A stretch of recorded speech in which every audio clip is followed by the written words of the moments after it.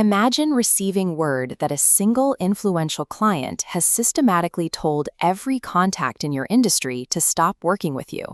This client, Hargreaves, ran one of the sector's largest agencies. He was deeply connected and accustomed to total compliance from every supplier in his orbit. The conflict began when Hargreaves demanded premium work at rates significantly below the standard market price. When the supplier politely held their pricing and declined the work, the relationship turned hostile.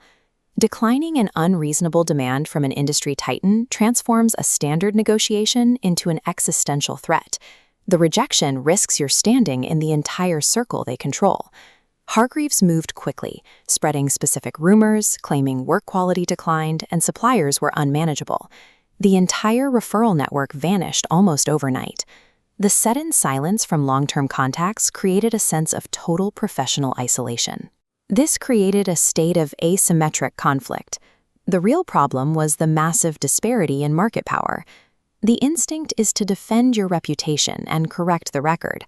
But fighting on your opponent's turf leads to failure. Their network is primed to ignore you.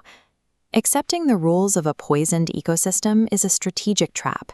It exhausts your remaining resources and provides your opponent the victory they plan for.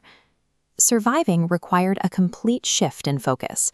The supplier made the decision to stop trying to salvage the burned network and walked away from Hargreaves' sphere of influence entirely.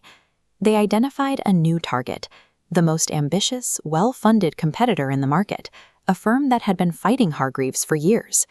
This competitor was actively looking for suppliers who could help them differentiate their service from the standard agency model Hargreaves represented.